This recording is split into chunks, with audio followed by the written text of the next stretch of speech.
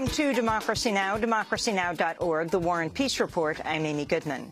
UN Secretary General Ban Ki-moon has warned of a, quote, epic humanitarian catastrophe in a Palestinian refugee camp invaded by the self-proclaimed Islamic State in Syria. Speaking Thursday, Ban Ki-moon said Yarmouk resembles a death camp. The Yarmouk refugee camp is the deepest circle of hell. After more than 2 years of merciless siege, 18,000 Palestinian refugees and Syrians are now being held hostage by Daesh and other extremist militants. A refugee camp is beginning to resemble a death camp. The residents of Yarmouk, including 3,500 children, are being turned into human shields. They face a double-edged sword, armed elements inside the camp, and government forces outside. Palestinian officials have rejected the possibility of joining with the Syrian government to oust the ISIL militants. The statement from the Palestine Liberation Organization contradicts an earlier statement from the PLO's envoy to Syria suggesting the Palestinians would join in military action. Iran's Supreme Leader Ayatollah Ali Khamenei has said there is no guarantee of a final nuclear deal after Iran and world powers reached a historic framework agreement last week. In his first comments since the agreement was reached, Khamenei declared all economic sanctions on Iran must be lifted on the day any final deal is signed, and said foreign inspectors would not be allowed into military sites.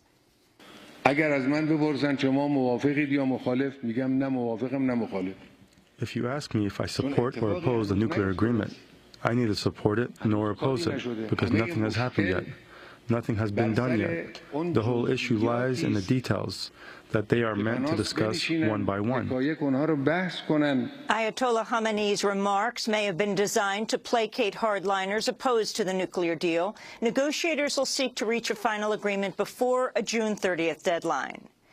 In the U.S., massive tornadoes have torn through Illinois and other swaths of the Midwest, destroying homes and leaving heaps of debris in the street. At least one person was reportedly killed in Fairdale, Illinois, where most of the town's buildings were damaged. South Carolina authorities have released police dashboard camera video from the day North Charleston police officer Michael Slager fatally shot Walter Scott. Slager's charged with murder after a bystander's cell phone video showed him shooting Scott in the back as he fled. The dash cam video did not capture the shooting, but does show Slager approaching Scott's vehicle after pulling him over for a broken taillight. The two converse, and after Slager returns to his cruiser, Scott gets out of his car and begins to run. His family has said he may have fled because he was behind on his child support payments. Meanwhile, activists in North Charleston are calling for a citizen review board for police and city officials, saying the shooting is evidence of a long-standing pattern of racial bias. Walter Scott's brother, Anthony, said the pattern applies to both people of color and the poor. Well, I wouldn't say it was just an African-American thing. It would also be a minority thing. It would be a racial profiling type of thing in the city of North Charleston. And I mean, if you're an Hispanic or if you are I would say, low-income white American, they would be affected just as well as an African-American.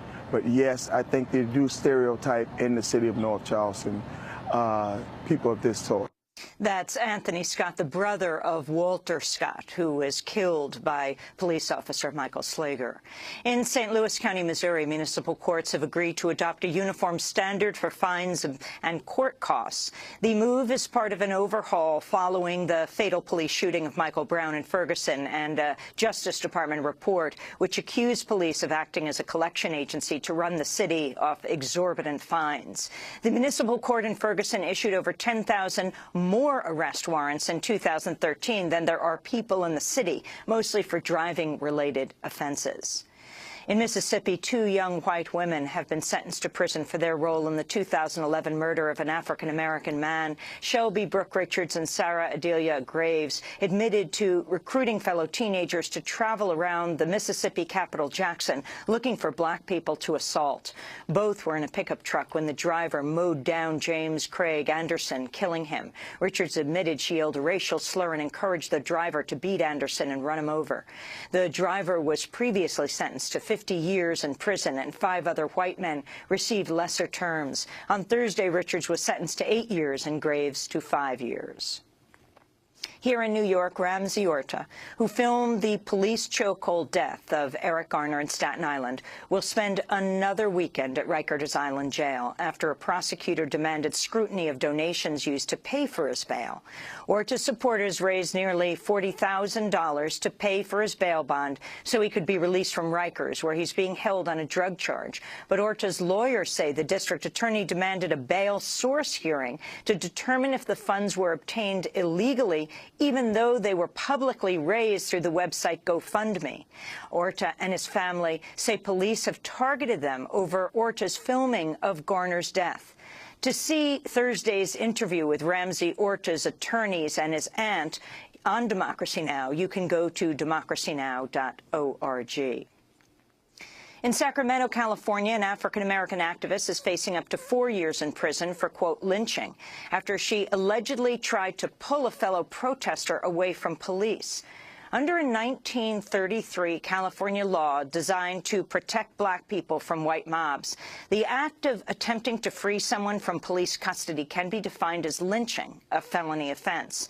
The law has been used repeatedly against activists, including Miley Hampton, who was arrested for her actions at a protest against police brutality. On Thursday, protesters packed a court hearing to support Hampton, who returns to court again on April 30th. Following an outcry, local and state officials have vowed to remove the word lynching from California law. President Obama's arrived in Panama to attend the Summit of the Americas, along with other leaders from Canada, Central America, South America, the Caribbean, and for the first time, Cuba. Obama and Cuban President Raul Castro are reportedly due to meet informally at the summit, marking the first time presidents from the two countries have sat down since 1956. Meanwhile, on Thursday, Obama announced the State Department's finished its review of whether Cuba should be removed from the list of state sponsors of terrorism, but said he would wait to act until receiving final recommendations of White House advisors. As you know, there's a process involved in reviewing whether or not a country should be on the state sponsor of terrorism list. That review has been completed at the State Department. It is now forwarded to the White House. Our interagency team will go through the entire thing and then present it to me with a recommendation. That hasn't happened yet. Fights broke out ahead of the Summit of the Americas Wednesday when anti-Castro Cuban demonstrators tried to lay flowers at the bust of Cuban patriarch Jose Marti near the Cuban embassy in Panama City and were confronted by a group of pro-Castro activists. Cuban delegates also protested over reports that former CIA-backed paramilitary officer Felix Rodriguez, who was sent to kill Che Guevara in Bolivia in 1967, was meeting with opposition groups in Panama City. We'll have more on the summit after headlines. An immigrant rights activist who was deported 6 months ago after warning he could be killed if he returned home to Mexico has been fatally shot in the Mexican state of Guerrero. Constantino Morales reportedly served as a police officer in Mexico, where he denounced drug trafficking and faced attempts on his life before coming to the United States to seek asylum. He was deported in September after his asylum bids were rejected. He leaves behind 6 children. Morales' former activist group, Iowa Citizens for Community Improvement, called on Congress to pass immigration reform, saying, quote, "There are too many of these preventable stories." Hillary Clinton is reportedly poised to announce her candidacy for the Democratic presidential nomination this weekend. The move comes as a new investigation has revealed Clinton's close ties to a Canadian oil company with a history of alleged violence in Colombia. The International Business Times reports while Clinton was Secretary of State, she backed a Colombian free trade pact she previously opposed over concerns about labor rights after the founder of oil giant Pacific, Rubiales, pledged millions of dollars to the Clinton Foundation. The founder, Frank Giustra, now serves on the foundation's board. Labor leaders say Clinton ignored accounts of attacks on union organizers in Colombia, instead backing the trade pact which benefited Giustra and other foreign investors. The former governor of Rhode Island has announced he's exploring a run against Clinton for the Democratic presidential nomination. Lincoln Chafee served in the Senate as a Republican and later became governor as an independent before becoming a Democrat in 2013. He's criticized Clinton over her support for the Iraq War. Chafee's father, John Chafee, also served as a senator and governor of Rhode Island, as well as Secretary of the Navy. Georgia's agreed to end its blanket ban on hormone treatment for transgender prisoners after the Department of Justice intervened on behalf of a transgender woman denied hormones for 3 years. The Justice Department voiced support for Ashley Diamond's lawsuit over deprivation of the hormones she took for 17 years before her imprisonment. State officials say Diamond is now receiving the treatments. 19 people have been arrested at Yale University in Connecticut for their role in a sit-in calling for Yale to purge its nearly $24 billion endowment from fossil fuel corporations. The students want school officials to reopen the discussion after deciding not to divest in August. Yale's endowment is the third largest in the country. Students there join a growing number across the country who are demanding divestment from companies that drive global warming. The Massachusetts Institute of Technology hosted a debate on divestment Thursday. Student activists covered the windows of a university building with colored paper, spelling out the word divest. And Harvard Heat Week begins on Monday. Harvard Heat Week is the divestment efforts of students and professors at Harvard University in Cambridge, Massachusetts. And imprisoned journalist and former Black Panther Mumia Abu-Jamal has spoken out from a prison infirmary about the police killing of Walter Scott in South Carolina. Abu-Jamal, who is seriously ill at SCI Mahani, rose from his infirmary bed to record the commentary after a fellow prisoner wheeled in a TV so he could watch coverage of the shooting. In a Democracy Now! Exclusive, Mumia Abu-Jamal discussed his reaction. Remember the young man who allegedly shot, not killed, 2 cops in Ferguson several weeks ago? Every politician in America leaped at the chance to call the kid a punk, a thug. Now, what do you call Slaker? What have you heard? Even though he's been fired, he's called officer today, or Mr. Slaker. He killed a man for a traffic citation and lied about it. Is he a punk, a predator, or what Huey P. Newton used to call a pig? From Imprisoned Nation, this is Mumia Abu-Jamal. And special thanks to Noel Hanrahan of the Prison Radio Project for the recording of that commentary. Mumia Abu-Jamal's supporters say he remains severely ill after he was hospitalized for diabetic shock.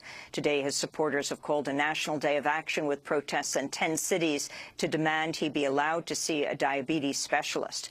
Mumia Abu-Jamal is in prison for the 1981 murder of Philadelphia police officer Daniel Faulkner, but has always maintained his innocence. Amnesty International has found he was deprived of a fair trial.